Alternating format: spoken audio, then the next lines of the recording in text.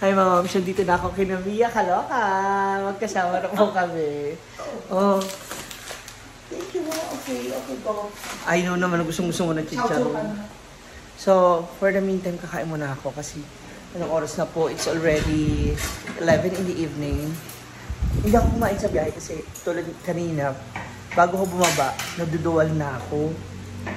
So, sabi ko parang, namiss ko yung luto ng Ilocada talaga. Ayun eh.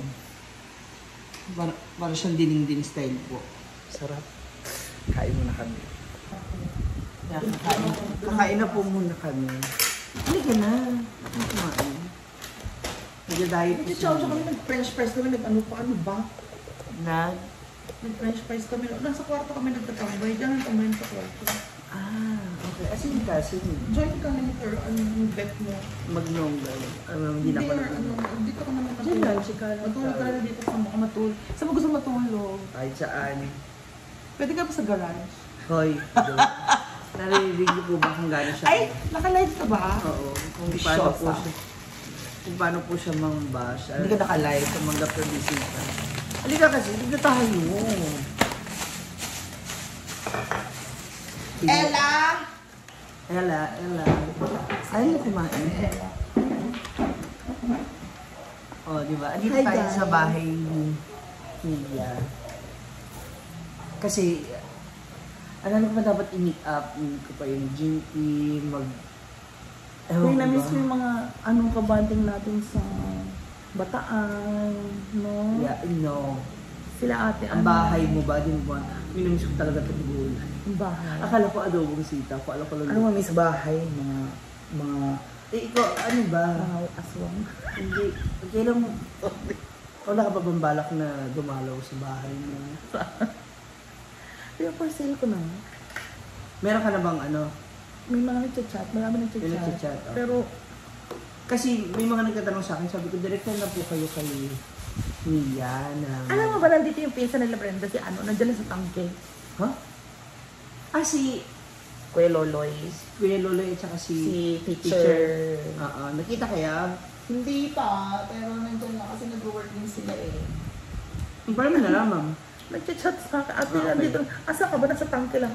Halati, ano nandito lang ako sa ano. Uy, hindi naman kami, wala pang chance na nagkita. Pero ano, yun lang. Ano sa luto nito? Kasi may work si Kuya Lola electrician, Yeah. di ba? Diyan siya nagko-work. Naunin nga sila, di ba? Tsaka si Takim. Si Takim ba? Wala na doon? Na. Kailan pa umalis? Last year pa yata. Nauna pa siya umalis sa akin. Yeah. Kasi umalis ako February eh. Nung sinundo ko si January yun nung katapos. Sinundo ko si Mother, ay si Father. Si Takim pala. So siya nag-work. Ano kung magkasama sila? So nandito lang. Laon yun, okay. Okay, balik tayo sa bahay mo. Ano ba? Nag-shower ako. Hindi ka ba nag-worry sa bahay mo? Alam mo? Ano ko nag-worry? Ano worry ko doon? Wala Bayaan lang. na siya mabenta. Or ayaw mo ipapaham muna sa bagay? Tingnan, hirap naman ang papahan din yung totoo. Paano ka magpapaupa? Hindi. Sa Maynila nga. Ang hirap na nilingin ng ganyan. Ganun pa rin. Ando naman ako. Mag-assist naman ako sa iyo. Kasi for sale, kasi just in case, sabi ng papa ko, for sale na yan at gamitin mo yung pang-apply ng mga visa mo. Yun ang totoo. Balik bangko lang ang pera. Yun ang totoo. So you're flying na talaga. Oo. Ano sabi ni Daddy? May pa ko. Nabenta mo yung bahay mo? May nagtatanong ba? Pero wag naman palugi. Bentang ano lang. Bentang at least mabenta. Tama lang. Tapos maayos lang na hindi naman yung palugi. Yun lang. Bulong mo nga sa akin kasi huwag na natin i-announce dito kasi siyempre kapag yung bahay na bulong mo lang sa akin. Sa inyos mo lang dito kung magkano. Sa inyos mo lang dito kung magkano. Dito ba? Dito sa baba. Ay, tignan mo yun. Nakita mo yung relo. Nasa ilalim. Okay. Bakit mga ganon? Kasi ano na eh, diba? Okay. Sa bagay. Mga ganyan lang. Kahit Mas negotiable pa. Oo, kahit ano na. Basta. Pero kasi kung yung kasama nila nasa loob. Okay. Wala naman yung mga nasa loob, di ba? Na, ano yung gastroenterite, yung kama, up and down yun. Si gastrage kukunin pa ni ano. Pero pag yung mababa na, hindi ko nasasama yung mga nasa loob. Ang gagawin ko either, iuwi ko na lang yung mga tools mo po. iuwi ko, i-carton ko lahat. Siguro 6 na karton yan. Wala naman ng TV malaki, di ba? Oh, ano na lang, mga gamit-gamit. Sayang. Kasi kung maiuwi ko yun, dalhin ko sa Douglas. Di ba pupunta tayo? Pupunta tayo doon. Gusto mo ng ilog? Waterfall. Dali. Oh. If ever na ma-close din, tsaka ka babalik mo. Saan? Oo, kasi ipapaayos ko yung deed of sale para at least maayos yung pirmahan na Pero, bibili. Yeah. Kasi di ba, nasend ko sa'yo yung deed of sale. Okay na yun. Nakita niya na yun. Nasisend ko na. May mga gusto mag-ahente kasi din, may gusto rin mag-ahente. Taga kasi doon yung kinauyong, mga ganyan. Pero wag naman for sale agad kasi wala pa. Pero, di ba?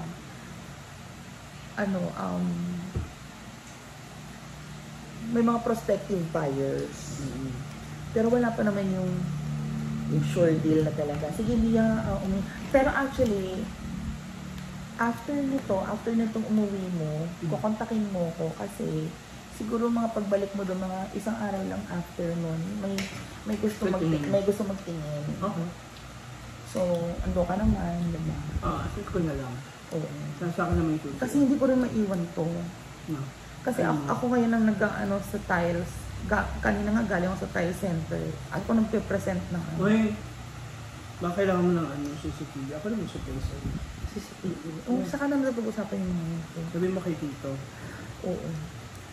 Sinabi ko na pupunta ka rito eh. Sino kasama? Si Ma'am Shigi. Yung kasama natin galing Baguio, yung bumabata na sira kami na sasakyan. Yung bar. Ano ba siya? Oo, di ba taga-Pangasinan yun? Oo, alam ko yun. Tapos di ba nga nung time, di ba nung na-stranded tayo sa Agoo, kasama sila Gio. Ayun, oo. Yun na nga. So November, uwi sa Daddy. Oo, November. Saka saan yung bayan? Nagtitigil? Taga doon. Okay. Hasaan daw, taga Solana din ang anda.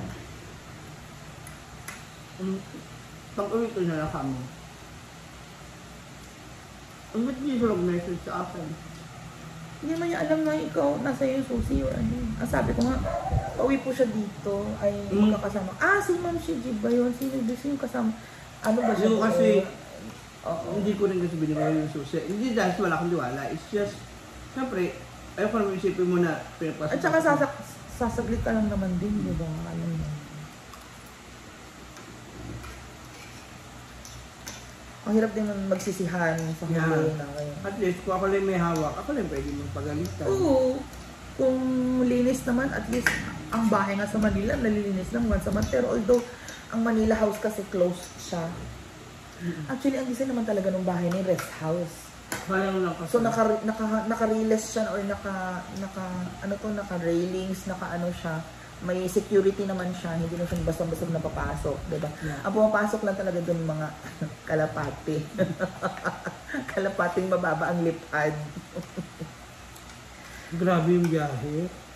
Hindi kami nag-triplex. Akala ko ba si triplex yung sinakyan mo? Di ba nakalagay triplex? Hindi.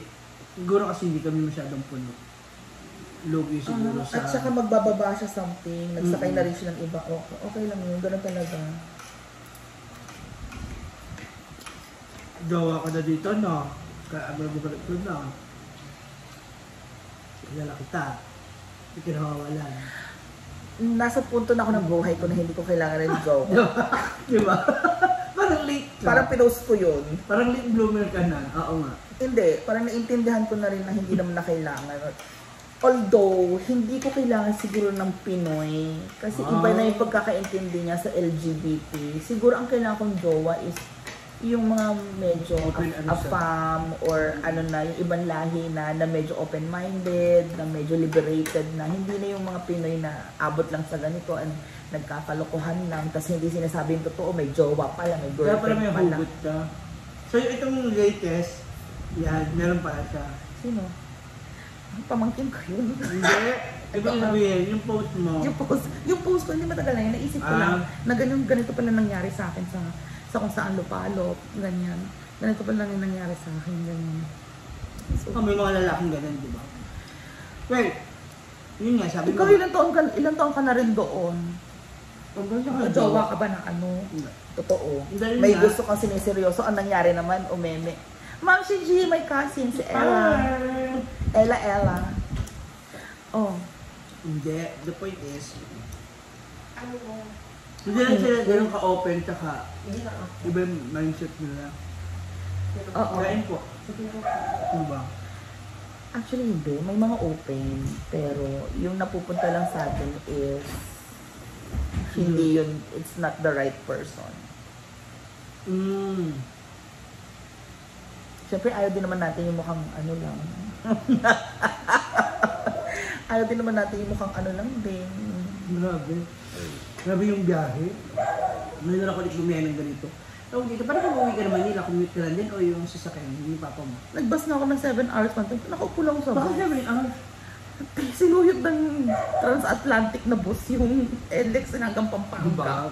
Diba? Pero pag nagdadrive ako, saglitan lang yan, 4 hours. Pero pagod din ako kasi, okay na natutulog-tulog ako, idip-idip. Pagising ko, ay, nasa Pampanga na tayo. Ganun lang. Yun lang yun. Ano tayong choice? Kasi, sayang mag-Christmas party pa naman na ulit. uwi daddy ko eh. Alam mo yun, ilang taon yung last huling Christmas ko, kasama ko siya. Ang parents, it's been 7 years. No, kapatid mo, uwi. Papa pa. Papa. Si Papa, magpasko kami, kasama mga lola. Di ba ang dami naman nangyari nung wala ako dito na namatay na yung lola ko. Mga ganyan na lang, mga eme. So, Magbukas na rin mo ako dun mga ha. ano din yun. Sa building nyo ha. Oo. Pakilala ko mo ako sa mga tauhan nyo. 8 a.m. Tiles na bukas ang ginagawa. Makikita mo naman. Grabe. Excited ako makita yung mga tauhan. Tingnan natin. Ikaw rin nag-ano ng tauhan. Gusto mo. Oh no, that project is handled by an engineer. Okay. Kala ko ikaw mag-approve ba? Kung may itsura, sige pa. Hindi naman ito malit na bahay lang. Oo. Malit na bahay, panilakay lang yung trabaho doon. Sila puloy, sila ano, okay na. Ano ba yung mga trabahador na yan? Mga ano, si Foreman na punyeta. Malis mo si Parman. Shout out sa inyo dyan. Yung mga ma'am, siya bukas na kami. Mga lakay-lakay ang gumawa ng... Patuloy na mag-chikahan kasi dadalaw din ako dun sa kanyang building, sa kanilang family business. Alamin natin yung kwento doon. Thank you so much, guys. Dahil hindi ako nakakita kaming dagat.